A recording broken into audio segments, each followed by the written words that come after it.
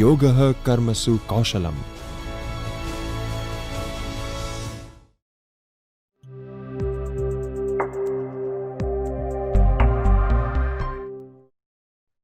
Namaskar.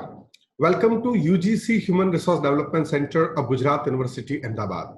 I am Professor Dr. Jagdish Joshi, Professor and Director of this UGC Human Resource Development Center of Gujarat University, Ahmedabad.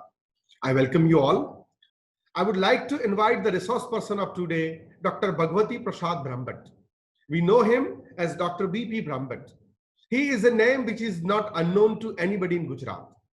He is one of the stalwart academicians who has published more than 100 books.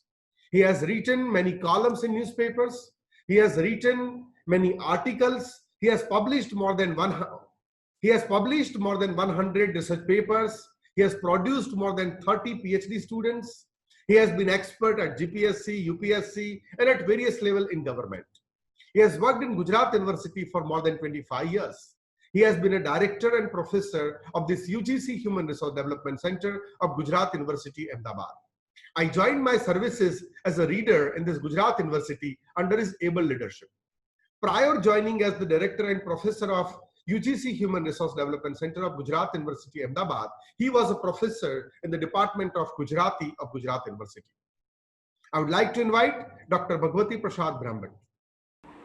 ॐ सहना भवतु सहनौ भुनक्तु सह वीर्यं करवावहै तेजस्विनावधीतमस्तु मा विद्विषावहै ॐ शान्ति शान्ति शान्तिः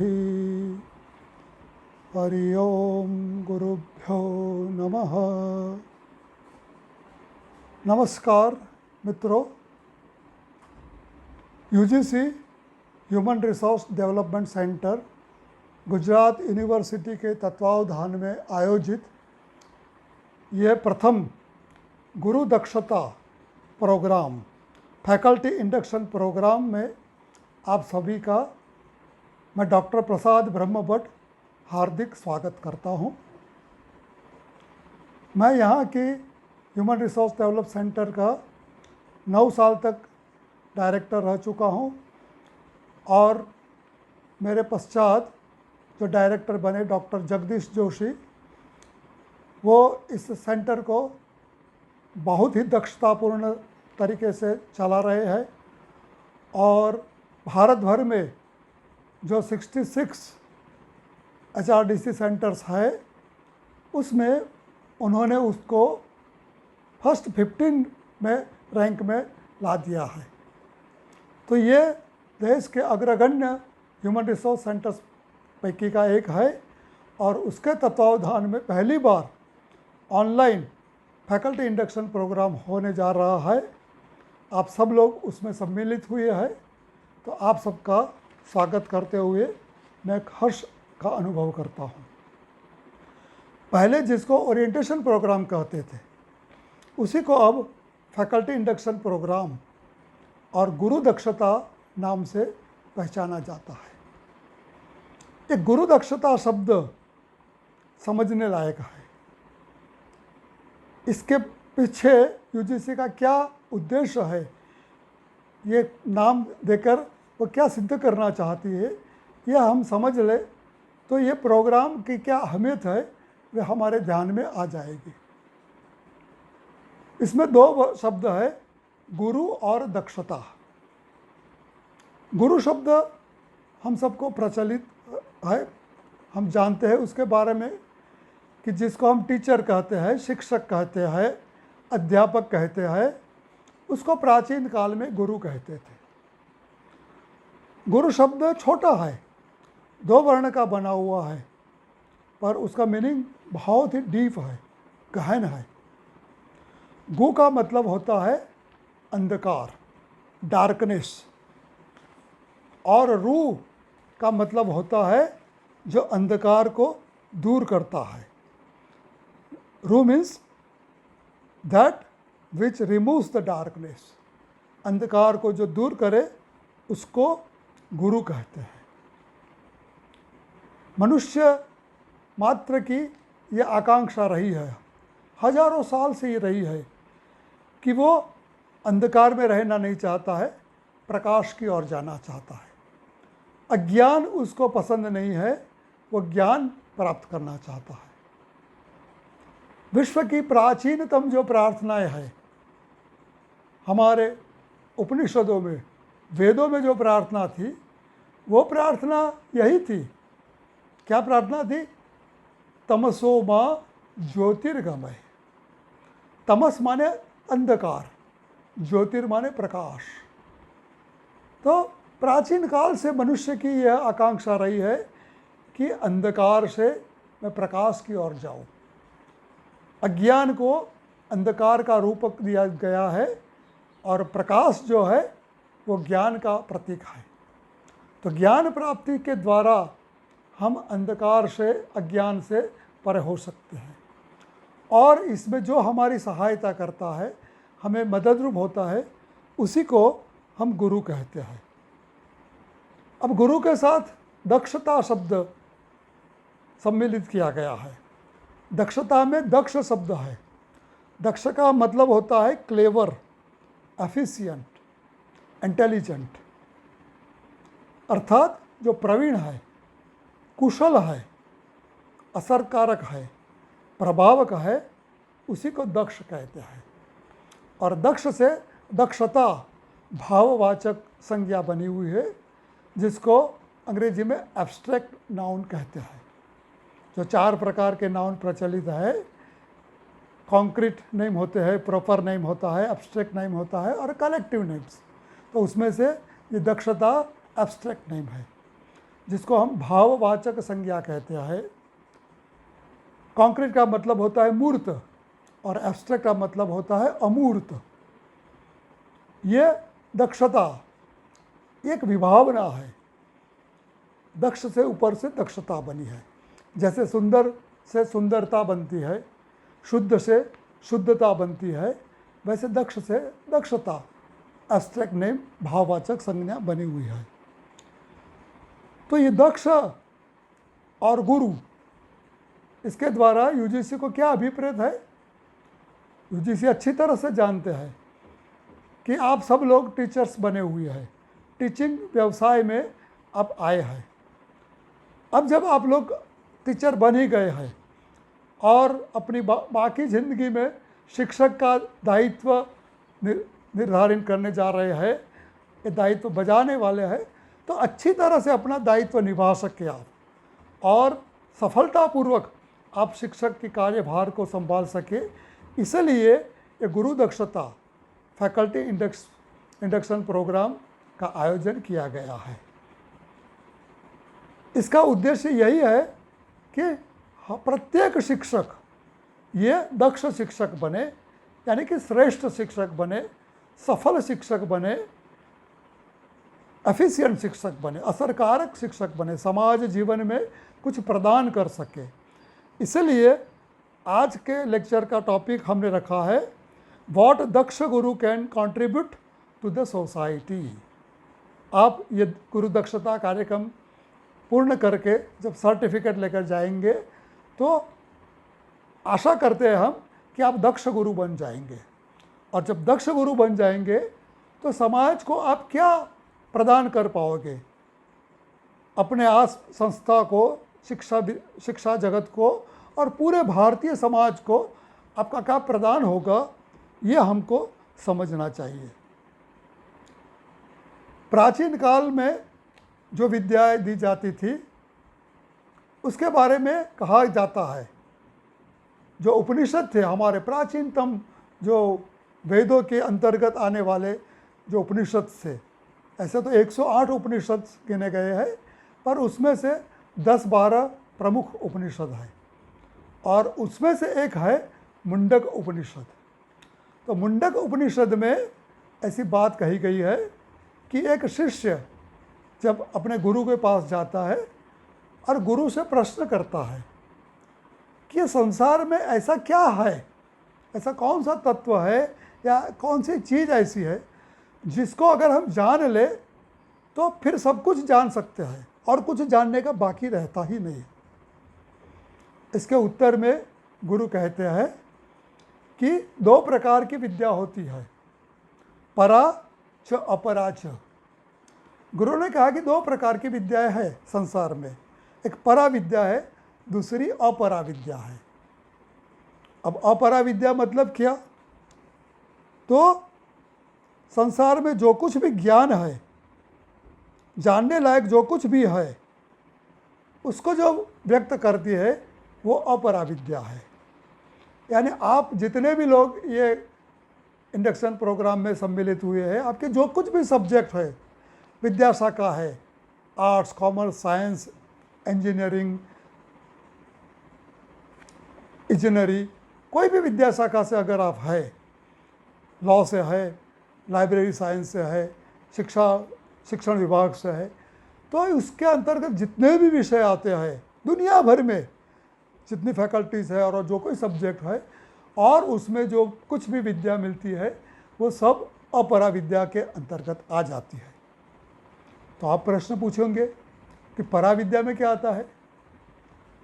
तो दुनिया का जो ज्ञान है, बहिर्विश्व का जो ज्ञान है, वो तो अपरा विद्या है। पर यह ज्ञान प्राप्त करने वाला कौन है?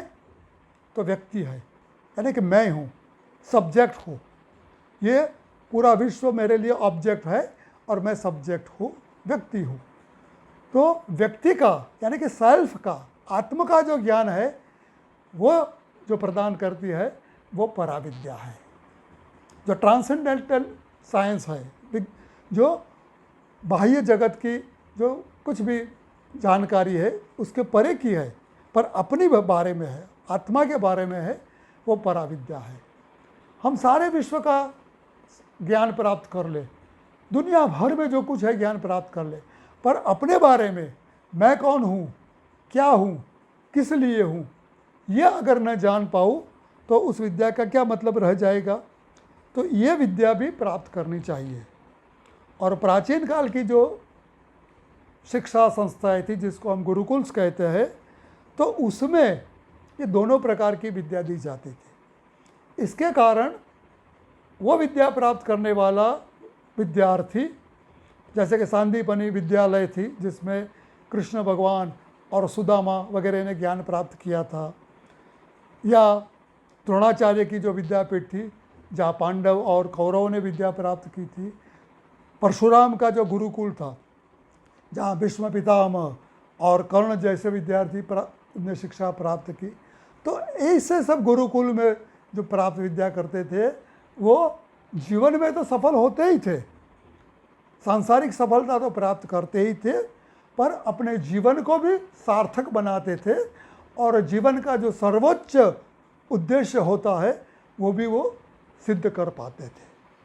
तो हमें आज की शिक्षा प्रणाली में कुछ ऐसा परिवर्तन करना चाहिए कि जिसके कारण हमारी जो शिक्षा है वो बैलेंस हो जाए, संतुलित हो जाए।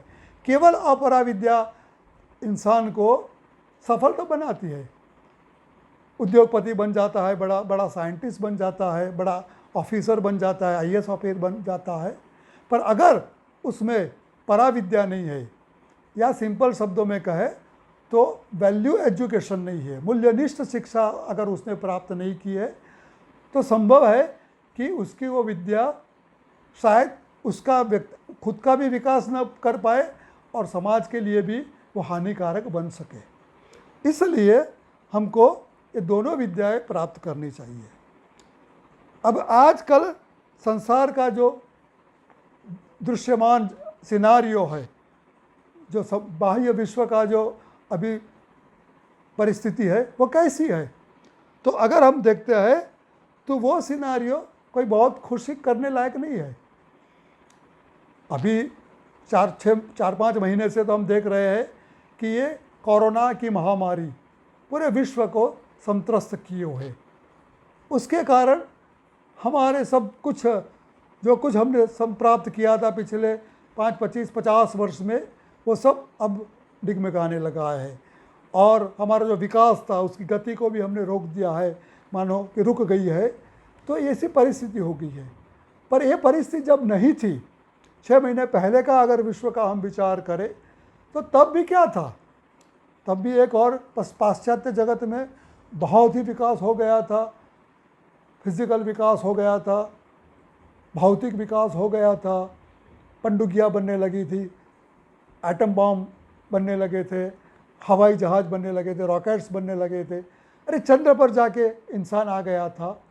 ये सब प्राप्त करने के बाद भी मनुष्य को जो चाहिए, सुख चाहिए, शांति चाहिए, वो क्या मिल रहा था? तो देखते हैं कि ऐसा नहीं मिल रहा था। संसार में ये सब कुछ प्राप्त किया, पैसा भी मिला, विश्व के जो टॉप लेवल के धनिक व्यक्ति थे जिसकी गिनती की जाती है, टॉप 100 धनिक जो है विश्व के, अगर उनके जीवन में आप दृष्टिपात करेंगे तो आपको लगेगा कि उनको भी शांति नहीं है। इतना पैसा अर्जित करने के बाद भी वॉरेन बफेट हो या बिल गेट्स हो या हमारे मुकेश अंबानी हो या टाटा हो, ये सब लोग हैं, उनको शांति मिलती है, सुख मिलता है, आनंद से वो जी पाते हैं। तो आप देखोगे तो लगेगा कि नहीं, वो भी स्ट्रेस में रहते हैं, अशांत रहते हैं, उनको भी कुछ न कुछ जीवन में कमी महसूस होती है। इसलिए तो बिल गेट्स इतना बड़ा बिलियनर, विश्व का धनिक व्यक्ति, अपने पास जो संपत्ति है वो दान कर रहा है, अपनी 80-90% संपत्ति का वो दान कर रहा है। क्यों कान रहा है? क्योंकि उसको उसमें शांति मिलती है।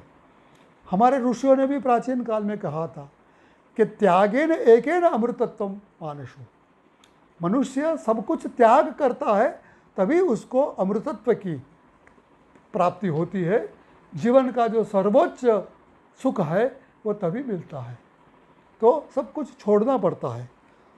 तो ये प्राप्त करना है अगर हमको, तो फिर हमें क्या करना चाहिए?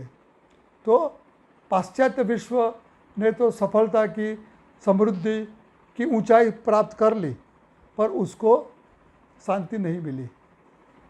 यूनेस्को ने जो संशोधन पब्लिश किया है उसके मुताबिक देखा जाए तो विश्व के जो सबसे धनिक और सबसे समृद्ध राष्ट्र है, अमेरिका, जापान, स्वीडन वगैरह, उन देशों में अगर देखें तो बहुत बड़े लोग, वृद्ध लोग ही नहीं पर युवा लोग भी सुसाइड कर रहे हैं, आत्महत्या कर रहे हैं।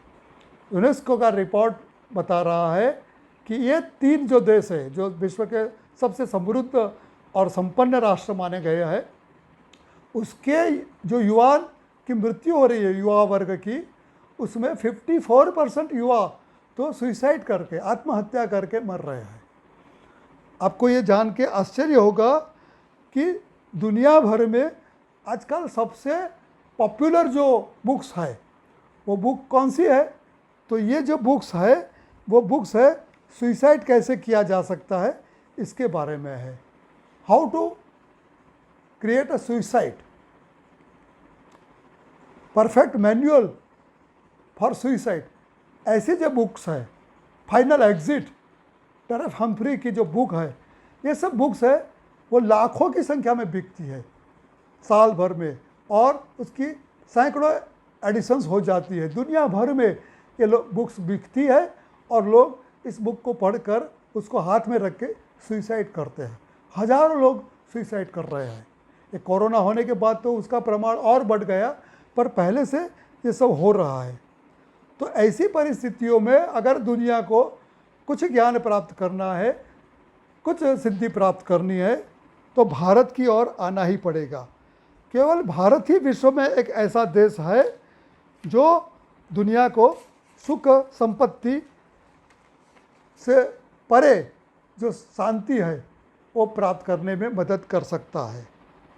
ऐसा कहा जाता है कि each and every country has got a special role to play. दुनिया में हर एक देश, हर एक व्यक्ति का कुछ रोल होता है, हर संस्था का होता है, ऐसे हर एक कंट्री का भी कुछ रोल होता है और वो रोल उसको अदा करना पड़ता है। और हमारा रोल क्या है? तो हम जो है तो दुनिया को अगर कुछ दे सकते हैं तो वो स्पिरिचुअल कल्चर दे सकते हैं, आध्यात्मिक ज्ञान प्रदान कर सकते हैं। स्वामी विवेकानंद ने भी 1897 में कहा था कि India shall conquer the world by it's spiritual power. हम धन से या अपनी टेक्नोलॉजी से विश्व को परास्त नहीं कर सकते, पर हमारे पास जो स्पिरिचुअल नॉलेज है, जो कल्चर है, उसकी बदौलत हम विश्व को ज़रूर जीत सकते हैं।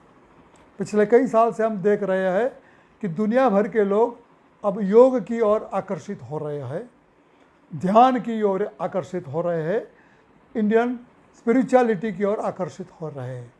तो ये हमारा कर्तव्य बनता है कि हम दुनिया को ये स्पिरिचुअल नॉलेज प्रदान कर सकें। पर दुनिया को अगर हमें ये ज्ञान प्रदान करना है तो हमको भी समर्थ बनना पड़ेगा, समृद्ध बनना चाहिए। तो नेशन बिल्डिंग हमको करनी चाहिए, राष्ट्र का निर्माण करना चाहिए। श्रेष्ठ राष्ट्र बनेगा, समृद्ध और संपन्न राष्ट्र हमारा बनेगा, तब जाके दुनिया को हम हमारा जो स्पिरिचुअल कल्चर है वो दे सकेंगे। तो नेशन बिल्डिंग के लिए क्या करना चाहिए? तो कैरेक्टर बिल्डिंग करना चाहिए। अगर व्यक्ति का निर्माण हम कर पाएंगे, मनुष्य का निर्माण कर पाएंगे, तब जाके राष्ट्र का निर्माण होगा, इसके बगैर नहीं होगा। तो भारत की जो प्रत्येक व्यक्ति है उसका हमको निर्माण करना है, उसको हमको प्रभावित करना है और आकर्षित करना है। तो इसके लिए क्या करना चाहिए? राष्ट्र का निर्माण जो है वो कैसे होता है? तो हमारे प्रथम उपराष्ट्र प्रमुख और द्वितीय राष्ट्र प्रमुख डॉक्टर राधाकृष्णन जी ने बहुत अच्छी तरह कहा है कि यू कैनॉट मेक द और build the nation by just bricks, you have to establish the minds of the young people. राष्ट्र की जो बिल्डिंग है, राष्ट्र का जो घड़तर है, वो ईंट या चूना से नहीं होता है, पर हमारे देश के जो युवान है, जो विद्यार्थी है, उसके अंदर संस्कार संपन्न अगर हम कर पाए, तब जाके राष्ट्र का निर्माण हम कर पाएंगे। तो नेशन बिल्डिंग जो है वो करना है, तो इसके लिए हमको कैरेक्टर बिल्डिंग करना चाहिए। अब कैरेक्टर बिल्डिंग जो है वो कैसे होता है? कैरेक्टर जो है, तो कैरेक्टर बिल्डिंग के लिए भी कहा गया है, एक कहावत है। क्या कहावत है? तो कहा गया है कि sow a thought reap an habit, sow an action and reap a habit, and sow a habit reap a character. तो पहले तो हमको थॉट, विचार को बोना पड़ेगा। अब जब विचार हमारे भीतर आएगा तो उसमें से हमारा कर्म बनेगा, एक्शन बनेगा, और वो कर्म बार बार जब हम करेंगे तब जाके वो हैबिट का रूप लेगा, हमारी एक आदत बन जाएगा, और ऐसी आदतों के आधार पर हमारा कैरेक्टर बनता है। तो कैरेक्टर बिल्डिंग के लिए अच्छे विचार ये बहुत ही ज़रूरी है। अगर कैरेक्टर निर्माण करना है तो युवा वर्ग को सत्य साहित्य का पठन करना चाहिए, और उसके आधार पर अच्छे विचार से अच्छे कर्म होंगे। अच्छे कर्म करते करते वो हमारी एक आदत बन जाएगी, एक हैबिट बन जाएगी, और जब वो हैबिट में परिवर्तित अच्छे कर्म हो जाएंगे तब जाके हमारा कैरेक्टर बनेगा, हमारा चारित्र का घड़तर होगा। तो ये हमको जानना चाहिए। और कैरेक्टर बिल्डिंग जो करनी है तो कैसे की जा सकती है? तो पूरे विश्व में जो मनुष्य है, आज 750 करोड़ से भी ज़्यादा मनुष्य है, तो और प्राचीन काल में भी जितने होंगे, तो उन मनुष्यों को किस प्रकार विभक्त कर सकते हैं? तो हमारे एक बहुत बड़े फिलोसोफर और कवि हो गए हैं जिनका नाम है भर्तृहरि। भर्तृहरि जी ने 3 बहुत ही प्रसिद्ध किताबें लिखी थी। श्रृंगार शतक लिखा, फिर जाके उन्होंने नीति शतक लिखा और बाद में वैराग्य शतक लिखा।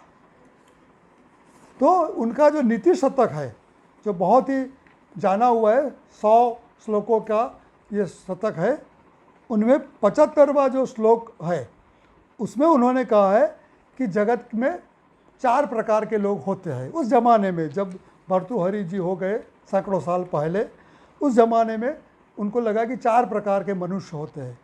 कौन से है? तो श्लोक में वो कहते हैं, एते सत्पुरुषाः परार्थ घटकाः स्वार्थान परित्यज्य ए।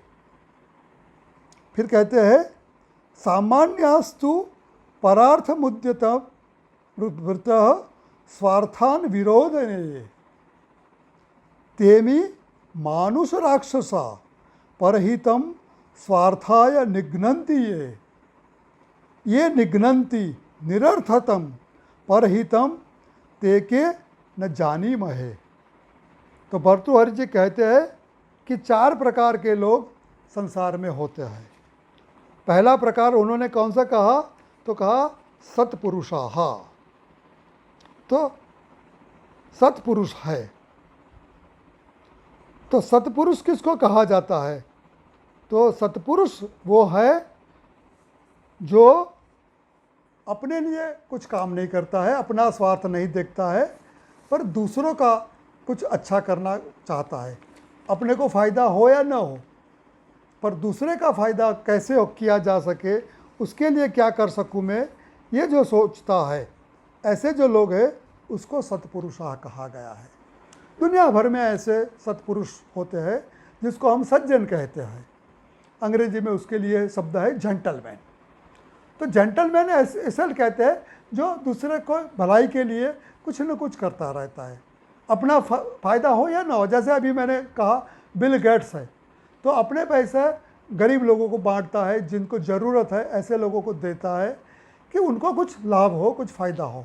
ऐसे कई लोग होते हैं जो दूसरों की मदद करते हैं, उनका उत्थान हो, उनका विकास हो, उसलिए अपना जीवन समर्पित कर देते हैं। ऐसे लोग सत्पुरुष है, सज्जन है। तो ये पहला वर्ग भर्तृहरि ने कहा। ऐसा कहा गया है, अंग्रेजी में कहा है कि everybody cannot be a great man. प्रत्येक मनुष्य वो महान पुरुष तो नहीं बन सकता है, पर every man can be A gentleman.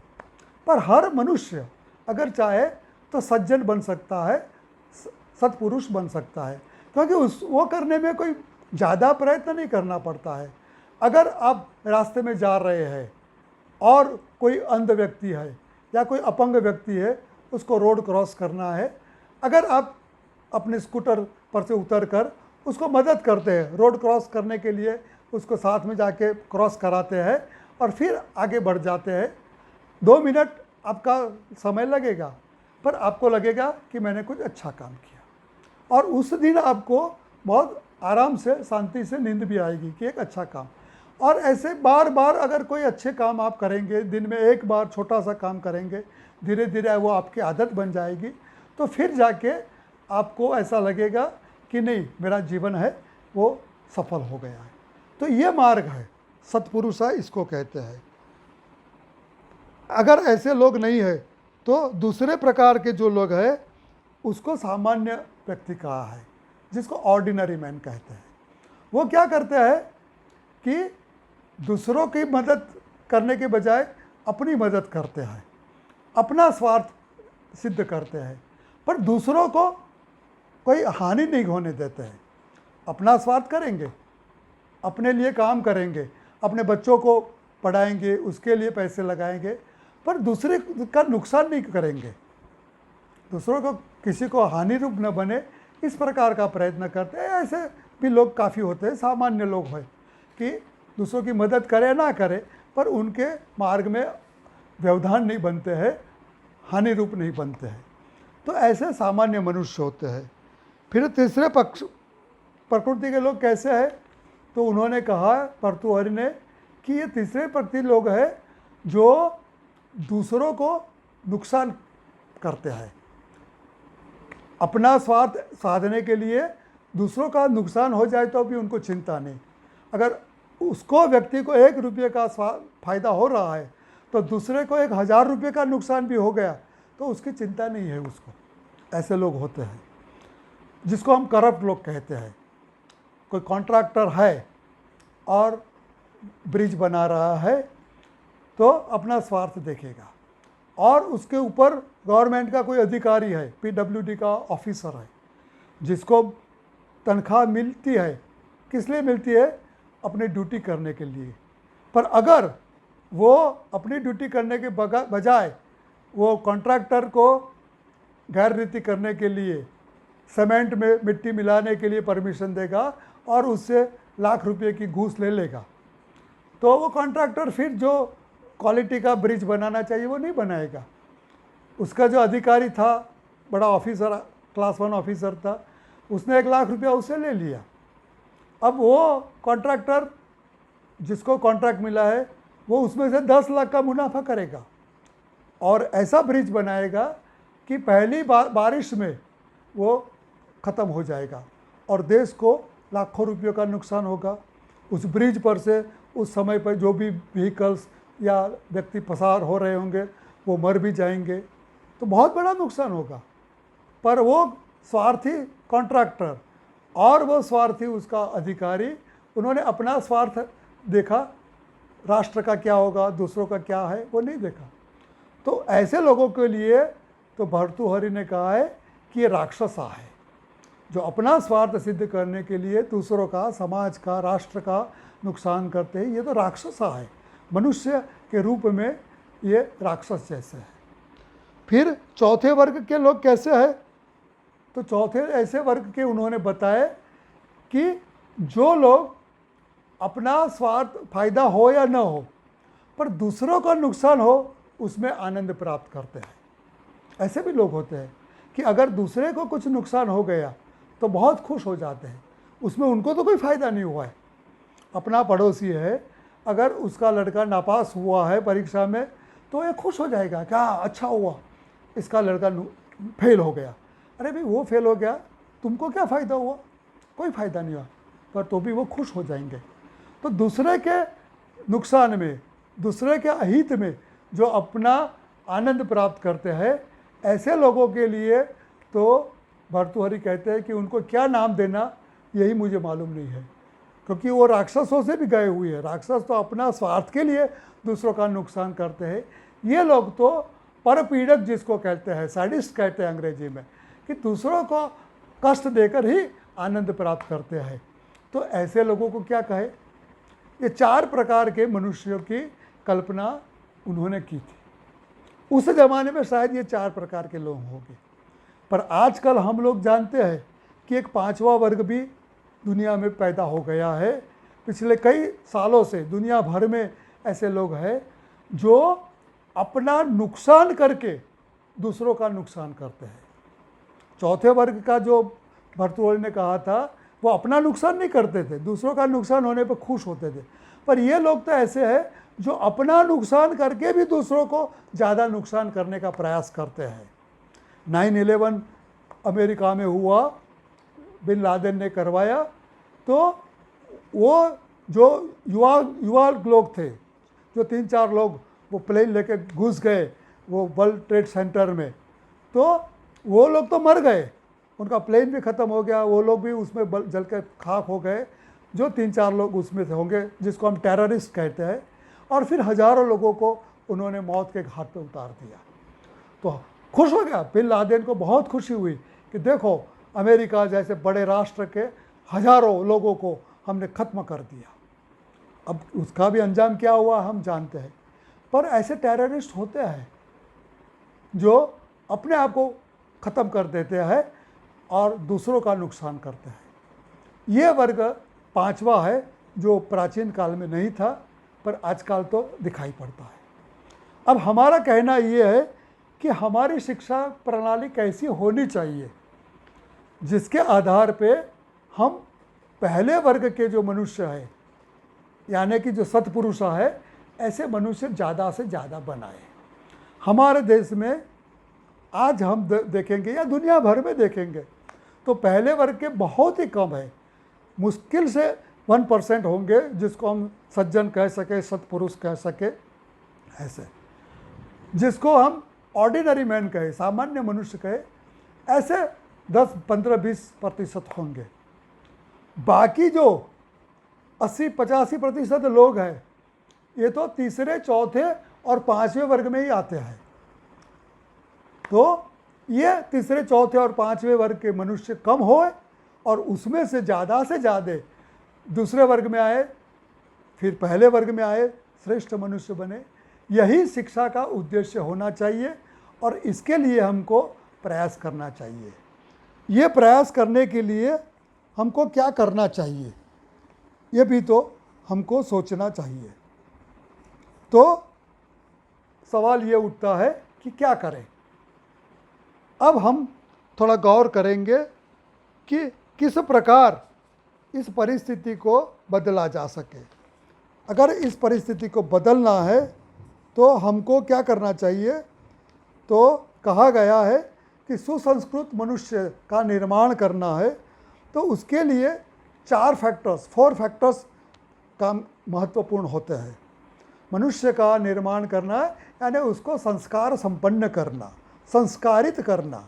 तो ये करने के लिए 4 फैक्टर्स होते हैं। कौन से 4 फैक्टर्स होते हैं? तो पहला फैक्टर है संस्कार फ्रॉम पास्ट बर्थ।